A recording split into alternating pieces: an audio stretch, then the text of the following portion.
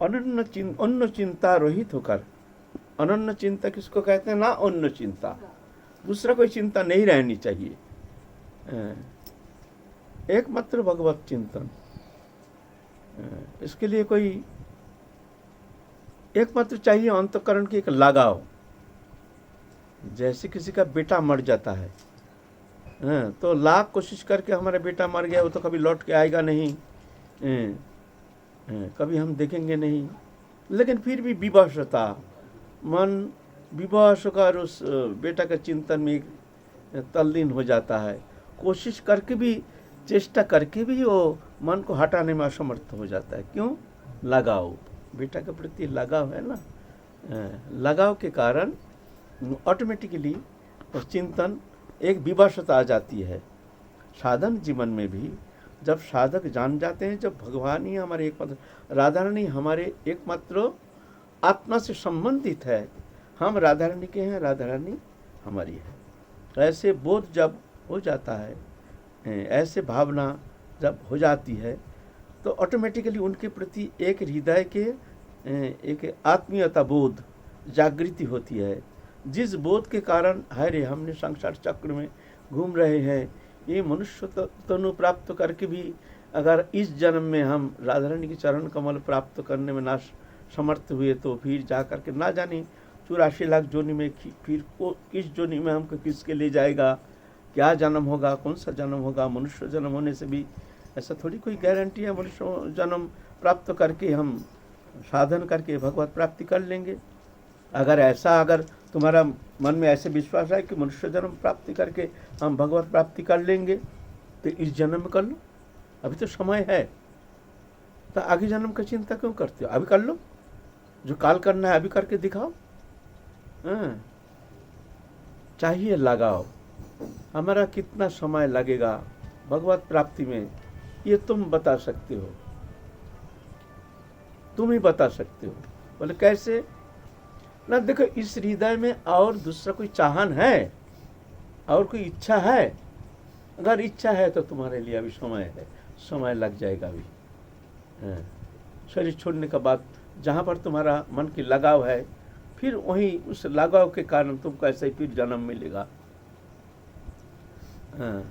जंग जंग बापी शरण भावंग त्यजत तंत कलेवरम तंग तमेव इति कुंत्यो सदा तद्भव भावितो। अंतिम समय जैसे चिंतन करते करते जैसे लगाव रहता है, ऐसे चिंतन ऑटोमेटिक आ जाता है मृत्यु समय। तुम अगर चाहोगे जी हाँ मृत्यु के समय भगवत चिंतन करते करते शरीर त्याग देंगे, ऐसा संभव नहीं है। तुम्हारे जहाँ जहाँ दृढ़ मन की अभिनिवेश है, लगाव है, वही चिंतन आ जाएगा मृत्यु के समय, वही से आ जाएगा। तुम कोशिश करके भी उस चिंतन से मुक्त होना संभव नहीं।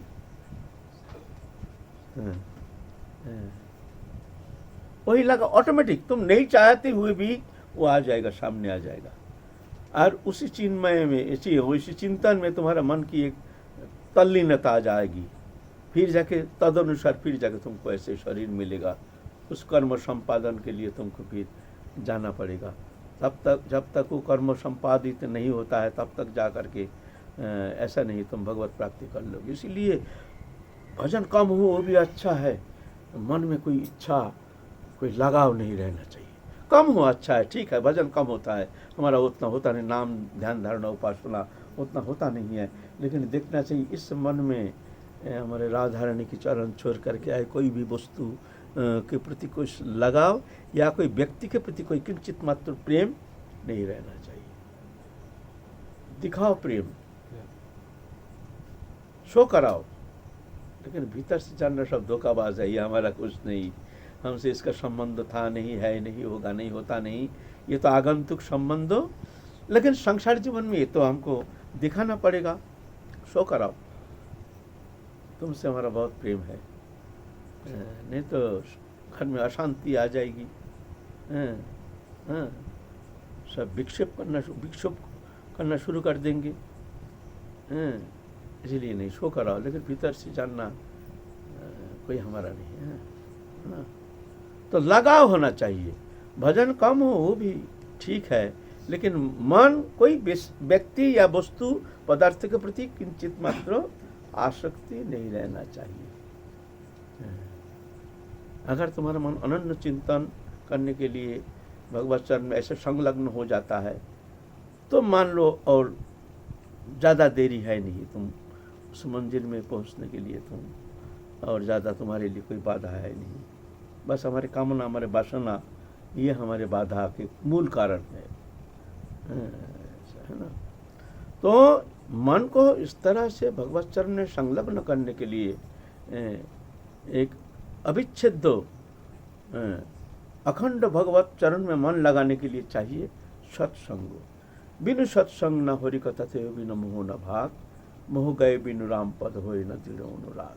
कभी कभी भजन करते करते मन में शिथिलता आ जाती है, भजन में अनुराग कम हो जाता है, संसार जीवन में व्यावहारिक संपर्क में रह करके, विषय वस्तु के सान्निध्य में रह करके मन में एक अनिश्चितता आ जाती है, जिससे मन धीरे धीरे चेष्टा करते हुए भी मन लगता नहीं है। तो इस तरह से मन को संलग्न करने के लिए चाहिए सत्संग। सत्संग में रहना चाहिए। कभी कभी समय मिले तो महत संग, साधु संग में जा करके महत मुख निश्चित हरिकथा श्रवण करके अंतकरण को भगवत चरण में संलग्न करने के लिए दृढ़ प्रयत्न करना चाहिए। भगवत चरण में मन लगाने के लिए साधु संग जितना जल्दी मन को निर्मल करके भगवत चरण में संलग्न कराने में समर्थ होते हैं, ऐसे और कोई भक्ति अंग के द्वारा इतना जल्दी होता नहीं है। सत्संग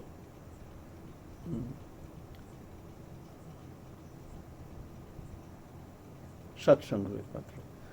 तो हमारे आलोच्य विषय है नरोत्तम ठाकुर महाशय, जो कि जगत मंगल के लिए आए हैं, महाप्रभु के प्रिय पार्षद। जगत मंगल के लिए ऐसे महापुरुष के सान्निध्य बिना संसार सागर पार होना तो संभव नहीं है। हर एक का संग सत्संग नहीं, हर एक मनुष्य के साथ मिलना जुलना ये संग नहीं। सत्संग करने के लिए 4 गुण चाहिए उनमें। सजातीय, स्निग्ध, महत्तर, अनिंदुक। सजातीय माने जैसे हम जुगल उपासक हैं ऐसे जुगल उपासक होना चाहिए। स्निग्ध, शांत स्वभाव, जो बात बात में क्रोधित हो जाते हैं, विक्षेप प्रदर्शन करते हैं, ऐसे नहीं, शांत स्वभाव होना चाहिए। कोई पक्ष प्रतिपक्ष होने से, कोई प्रश्न करने से बड़े शांति से उसका जवाब देते हैं, उसका निरसन करते हैं, ऐसे शांत स्वभाव। महत्तरो, ऐसे नहीं बोलने में बहुत माहिर है, बोलने से काम होगा नहीं। भजन विज्ञ, भजन में उनकी अनुभूति होनी चाहिए। तीव्र भजन करते हैं, ऐसे भजनशील होनी चाहिए। महत्तर, ऐसे महत्तर माने हमसे श्रेष्ठ, भजन में जिनकी पहुँच है, ऐसे महत्पुरुष के संग होना चाहिए। अनिंदु, किसी का निंदा नहीं करते। ये 4 गुण रहने से उनका संग करो। नहीं तो ऐसे महत्पुरुष के सान्निध्य मिल जाए तो कहना ही क्या है। थोड़ा समय के लिए भी ऐसे महत्पुरुष के सान्निध्य प्राप्त हो जाए तो परम मंगल साधन करने में बहुत सरल, सहज, सुगम हो जाता है। नरोत्तम ठाकुर महाशय उस समय आए हैं महाप्रभु के पार्षद, जगत मंगल के लिए गुरुदेव आदेश किए हैं, तुम जाओ, जा करके ये जीव जगत के लिए, जीव जगत के मंगल के लिए तुम कृपा करो। सबके भीतर चेतना शक्ति को जागृति करने के लिए तुम सबके प्रति कृपा दृष्टि निक्षेप करके सबके आगे बढ़ाओ, क्योंकि जिसके अंदर वो शक्ति है नहीं उसके द्वारा विशेष कुछ मंगल, परमार्थिक मंगल साधन करना संभव नहीं है। अगर वो शक्ति नहीं है, थोड़ी वचन के द्वारा विशेष कुछ मंगल कर सकता है। शब्द तो किताब में भी बहुत मिलता है, किताब पढ़ करके ही मंगल साधन करो ना, तो सत्संग की क्या जरूरत है। नहीं, महत पुरुष और शक्ति संचार करते हैं, उनके सानिध्य में बैठते ही अंतकरण के जो एक आध्यात्मिक चेतना जागृति हो जाती है। एक प्रेरणा आ जाती है मन में, मन भगवत चरण में लगने लगता है, अच्छा लगता है। ऐसे जिस सानिध्य में जा कर के मन में ऐसी प्रेरणा आती है तो वो समझना वो ठीक है। तो नरोत्तम ठाकुर महाशय खेतौरी गांव में आकर के तो प्रचार करना शुरू किए हैं। जाति में कायस्थ थे। उस समय समाज जीवन में बहुत विधि निषेध था, समाज जीवन में जाति भेद प्रथा बहुत प्रबल था। ब्राह्मण लोग ये जानते थे जो और जितना संप्रदाय है, जाति है, सब छोटे हैं हमसे, वैष्णव वैष्णव ये सब छोटे हमसे नीचे हैं, ब्राह्मण सर्वोपरि हैं। ऐसे मान करके वो लोग अपने को समाज में सर्वश्रेष्ठ मानते थे। लेकिन नरोत्तम ठाकुर महाशय तो भगवत साक्षात दर्शन करके, वो अनुभव सिद्ध ज्ञान प्राप्त करके परम मंगल साधन करने में समर्थ हो गए हैं। महाप्रभु की कृपा से वो शक्ति उनमें आ गई है। तो कृपा शक्ति संचार के द्वारा सबको और आगे बढ़ाने में समर्थ है। ऐसे महत् पुरुष हैं नरोत्तम ठाकुर महाशय। तो बहुत सारे शिष्य किए हैं, बहुत ब्राह्मणों को दीक्षा प्रदान किए हैं। इस पे ब्राह्मण समाज में थोड़ा खलबली मच गया है, बहुत सारे विरोध करने के लिए तैयार हो गए हैं। जी, इसको भगाओ यहाँ से, कैसे भी हो इसको भगाओ। बहुत सारे जितना है वह उनके सानिध्य में आए हैं, वो तो उनके सानिध्य प्राप्त करके तो धन्य हो गए हैं, जान गए हैं जो वास्तव में ये एक संस्कार है, कुसंस्कार है अपने को बड़ा मानना। वास्तव में जे भज से ही बड़ो अभक्त हिंसार, कृष्ण भजन नहीं जाति कुलादि विचार। बोलता जो भजन करते हैं वही श्रेष्ठ है। कृष्ण भजने नहीं जाति कुलादि विचार, जात कुल मान ये सब कृष्ण भजन में इसका कोई स्थान नहीं है। हरि भजन जो करते वो श्रेष्ठ है। विप्राण दिशर गुण अरविंद नाभो पदारविंद विमुखात सपचंग वरिष्ठम। शास्त्र कहते हैं, हम नहीं कहते हैं। द्वादश गुण संपन्नो, द्वादश गुण साम दाम तप शौच खांति आर्जवमेवच ब्रह्मचर्य अहिंसा, ये सब विशेष विशेष गुण हैं। द्वादश गुण माने जाते हैं जो कि ब्राह्मण में होनी चाहिए। अगर ऐसे द्वादश गुण संपन्न ब्राह्मण अगर हरिभजन से विमुख रहते हैं, हरिभक्ति नहीं करते हैं, उससे तो श्रेष्ठ चंडाल श्रेष्ठ है। सपचंग वरिष्ठम, सपच माने चंडाल, वो श्रेष्ठ है।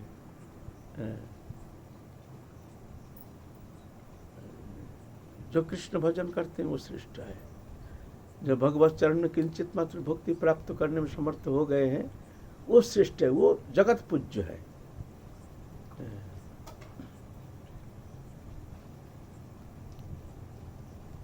देखा गया हमारी बहुत सारी नीच जाति भी, जिसको हम नीच जाति कहते हैं, ऐसे नीच कुल में भी बड़े बड़े संत आए हैं। रविदास आदि बड़े बड़े ऋषि, बड़े बड़े ऐसे संत आए हैं जो कि जगत पूज्य हैं। तो ऐसे नहीं है जो ब्राह्मण होना जरूरी है और ब्राह्मण का ही एकमात्र अधिकार है हरिभजन के लिए और भगवत भक्ति प्राप्ति के लिए ब्राह्मण ही श्रेष्ठ है, ऐसे कोई शास्त्र में कहा नहीं। गीता में कहते हैं अपिस्त सुदुराचार भजते मम अनन्य भाव साधुरव सम्मंतव्य सम्मक भवसित ही शिप्रंग भवति धर्मात्मा सशत शांति निगच्छति कौन्त्यो प्रतिजानी न मे भक्त पुनश्यति। अति दुराचारी नीच जाति, अति कदाचारी व्यक्ति भी अगर मेरे शरण में आता है, मेरा भजन करता है, तो अर्जुन तुम उसको साधु समझना। साधु रव सम्मंतव्य, तुम ऐसा नहीं समझना ये नीच है, निष्कुल में जन्म लिया है, नीच स्वभाव संपन्न है, ऐसा तुम नहीं समझना। साधु रव सम्मंतव्य शास्त्र कहते हैं, हम नहीं कहते।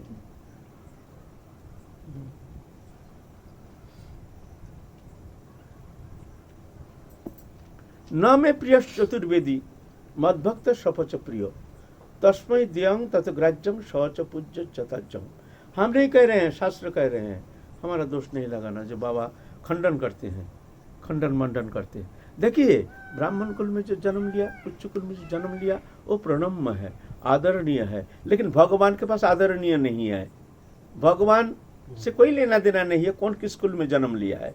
भगवान तो देखते हैं अहं भक्त पराधीन। भक्त कोई भी जाति का, कोई मतावलंबी का हो सकता है। अहं भक्त पराधीन, ये नहीं कह रहे हम ब्राह्मण के अधीन है। और ब्राह्मण भी ऐसे जाति से, जन्म से ब्राह्मण नहीं। ब्रह्म जानाति स ब्राह्मण। ब्राह्मण कौन है? जो ब्रह्म को जान गए वो ब्राह्मण है। न मैं प्रिय चतुर्वेदी।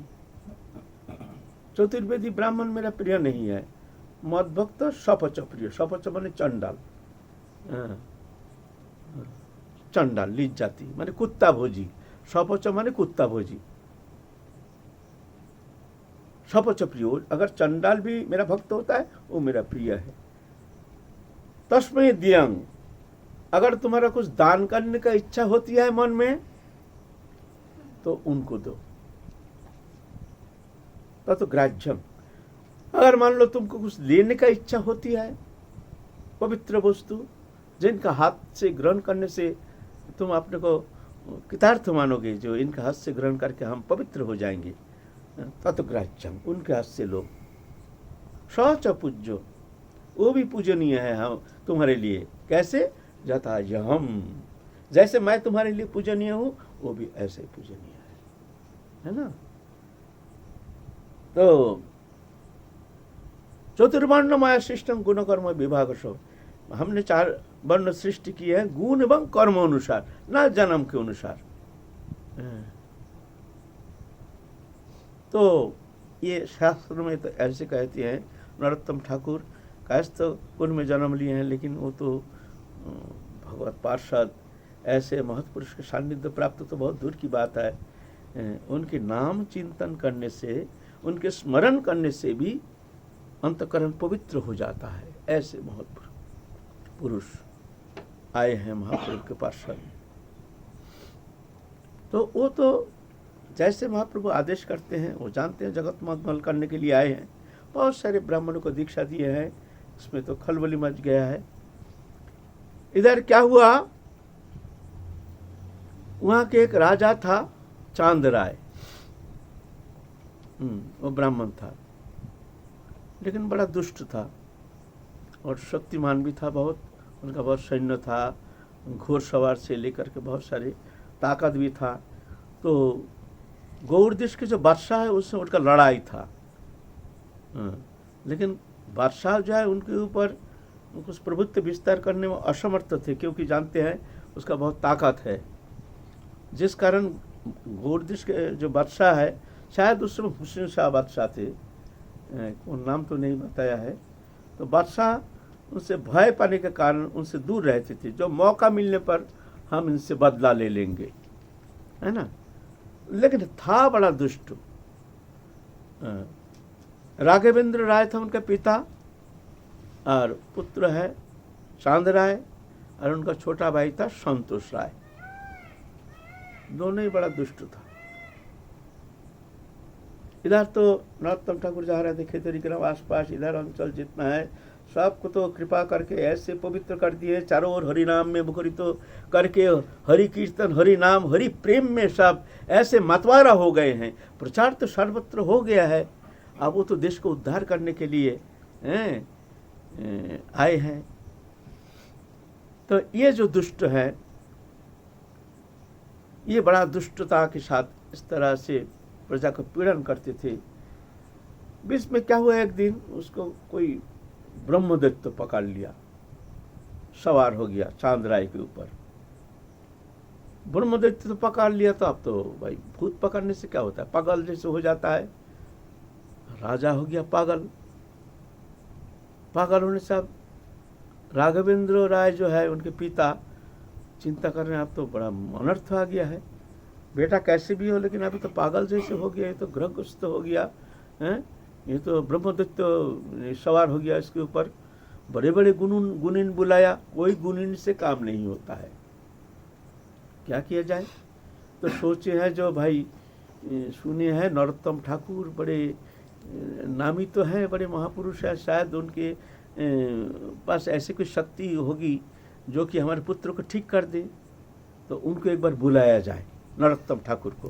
तो एक पत्र वाहक के द्वारा पत्र लिखकर भेजे हैं, जो नरोत्तम ठाकुर को कृपा करके हमारे यहाँ भेजा जाए। तो नरोत्तम ठाकुर ये सुनकर के तो बड़ा असंतुष्ट हो गए। अरे क्या भाई, भूत पकड़े हैं, ग्रस्त हैं, क्या हुआ, इससे हमारा क्या लेना देना है? अरे कोई भजन करता है, कोई हरि नाम संकीर्तन, कुछ महोत्सव है, कोई तो अलग बात है। कुछ को भूत पकड़ा है, उसको छुड़ाने के लिए हमको जाना पड़ेगा, ये क्या आफत आ गया?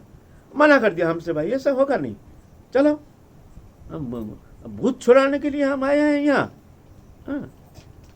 अब उपाय नहीं है। और जो राघवेंद्र राय था वो थोड़ा भक्त था, देवी भक्त था। रो रो करके देवी माँ से प्रार्थना की, है मैया कुछ उपाय बताओ।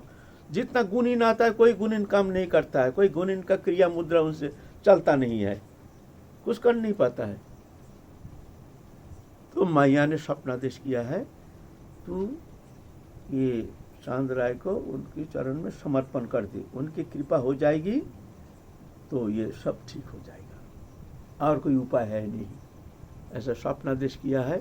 स्वप्नादेश करने से आप राघवेंद्र राय देखते हैं, जो भाई नरोत्तम ठाकुर से प्रार्थना करने से कोई लाभ नहीं है, तो उनके पिता जो है कृष्णानंद, उनको पत्र लिखा है, जी आप कृपा करके आपके बेटा को अगर भेज दें तो हम लोग कृतार्थ हो जाएंगे, हम लोग भी धन्य हो जाएंगे, उनके चरण दर्शन, ऐसे करके लिखा है। यहाँ भूत छोड़ाने के लिए नहीं, कृपा करके एक बार भेज दे, उनका चरण दर्शन करके हम धन्य हो जाएंगे, हमारे धरती भी ये धन्य हो जाएंगी, तो आप कृपा करके उनको थोड़ा भेज दीजिए। उनके चरण दर्शन की इच्छा लेकर हम लोग यहाँ इंतज़ार कर रहे हैं। तो कृष्णानंद देखते हैं तो बड़ा भक्तिमान है। नरोत्तम ठाकुर को कहते हैं, नरोत्तम बेटा तू एक बार जा वहाँ, उन लोग बड़ा आग्रही हैं तुम्हारे दर्शन के लिए। वो तो जान गए हैं, तो भाई ये तो भक्तिमान नहीं है, ये तो कुछ धंधाबाज है। तो ठीक है, पिताजी कह रहे हैं तो क्या करें। तो महाप्रभु का चिंतन करके रात को सो गए हैं।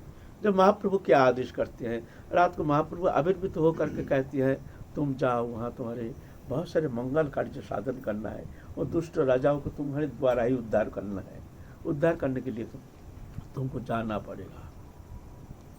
तो ठीक है, अब महाप्रभु का आदेश हो गया है, पत्र वाहक के द्वारा पत्र भेज दिया है, हम आ रहे हैं। तो हम वहाँ अपने पार्षदों के साथ हरिनारायण चक्रवर्ती, फिर तुम्हारा कृष्णानंद आदि जितना है सब, ये तुम्हारा नरोत्तम ठाकुर, रामचंद्र कविराज आदि जितना उनके साथी संगति सबको ले करके पैदल ही हरिनाम संकीर्तन करते करते करते करते उस देश में पहुँचे। और राजा भी बड़े आदर के साथ, राघवेंद्र राय बड़े धार्मिक थे, ऐसे नहीं पुत्र जैसे दुष्ट नहीं था, अच्छा धार्मिक थे वो। तो बड़े सजावट किए, तोरण सजावट किए, बहुत फूल वाले आदि से बड़ी सुंदर सजावट किए हैं, बड़ी सुंदर मंच बनाए उनके आने के लिए, स्वागत के लिए। सब लोग फूल माला लेकर के, चंदन आदि लेकर के उनको स्वागत करने के लिए आए हैं रास्ते में। तो उनको आदर करके ले गए हैं, लेके बैठाए हैं। बहुत सारे लोग आए हैं, दूर दूर से लोग आए हैं। नरोत्तम ठाकुर महाशय के नाम सुने हैं कि ऐसे महत पुरुष, नाम तो सुने, दर्शन तो करने का सौभाग्य हुआ नहीं। अब आ रहे हैं नरोत्तम ठाकुर, नाम सुन करके हजारों लोग वहाँ इकट्ठा हो गए हैं। भाई ऐसे नरोत्तम ठाकुर नाम तो सुने, खेतोरी गांव में आए हैं एक महापुरुष, जिनके प्रति दृष्टि निक्षेप करते हैं वही पवित्र हो जाता है, वही हरिनाम में मतवारा हो जाता है, वही अश्रुकंपपूर्वक ऐसे प्रेम प्राप्त करके धन्य हो जाता है। ऐसे महत्पुरुष आ रहे हैं हमारे गांव में, दूर दूर से लोग आ रहे हैं, हजारों लोग इकट्ठा हो गए उनके दर्शन के लिए। और थे भी ऐसे दिव्य दर्शन, दर्शन करते ही जिसके भीतर एकदम आनंद की शिहरण आ जाता था, इतना दिव्य दर्शन। बैठे हैं मंच में, चांद राय को बुलाया गया। चांद राय तो भाई ब्रह्मदेव तो पकड़ा है ना, आँख मोटा मोटा करके इधर उधर ऐसे ऐसे देख रहा है। हैं। नरोत्तम ठाकुर कहता है, तुम कौन हो? वो कहते हैं, प्रभु हम एक महादुष्ट ब्रह्मदैत्य हैं, हमने बहुत पाप किया, बहुत सारे पाप किया। सब बैठे हैं, सब बीच में बुलाया गया, सब चारों वो लोग सब आए हैं देखने के लिए। चांद्राय वहाँ के राजा है, उनको लाया गया, आँख मोटा मोटा करके, दांत खींच करके, ऐसे ऐसे पागल पस्त ग्रहग्रस्त है ना, ऐसे दैत्य ब्रह्मदैत्य पकड़ लिया है। उसको भाव देखने के लिए सब कोई भी आए हैं, क्या लीला होती है देखने के लिए। बहुत सारे कुछ ये तमाशा देखने के लिए भी आए हैं, क्या बात है वहाँ, चलो भाई बैठे गया। नरोत्तम ठाकुर से कहते हैं, तुम कौन हो, कहाँ से आए हो, क्या बात है? बोलते हैं, प्रभु हम एक ब्रह्मदैत्य हैं, हम जीवन में बहुत पाप किया है, ऐसा कोई पाप नहीं, ऐसा पाप कर्म नहीं जो हमने नहीं किया है। अब हमारा उद्धार का कोई उपाय नहीं, तो हम देखते हैं अब उद्धार हमको अगर होना है तो आप जैसे महापुरुष ही हमको कृपा करके, कह रहे हैं ब्रह्मदैत्य, वो माने वो चांद्राय नहीं कह रहा है, कह रहा ब्रह्मदैत्य। आप जैसे महापुरुष की दृष्टि मात्र से ही दुर्गति से उद्धार प्राप्त करने में समर्थ हो सकते हैं। तो आपकी इंतजार में बैठे हैं, हम जानते हैं इसके ऊपर सवार होने से आपको बुलाया जाएगा, आप आने से फिर हमारा मुक्ति हो जाएगी, हमारी मुक्ति हो जाएगी। तो प्रभु हम आज धन्य हो गए हैं, हम आपके इंतजार में बैठे थे। हमारे ये सब इनके ऊपर चढ़ाई करने का कारण था सिर्फ आपका सानिध्य प्राप्त होना, कि आपका दृष्टि हमारे ऊपर पड़ जाए, हम नरक से, नरक यंत्रणा से हम मुक्त हो करके हम धन्य हो जाएंगे। प्रभु आज हमारी वो शुभ लग्न, शुभ समय आ गया है, आपका दर्शन हो गया प्रभु, अब मैं जा रहा हूँ, बस हमारा काम बन गया, अब मैं जा रहा हूँ कह करके तो चले गए। और एकदम चिल्ला करके फट एकदम चांद्राय चित्त हो के गिर गए, अचित हो गए, माने ब्रह्म चला गया, अब शांत हो गया।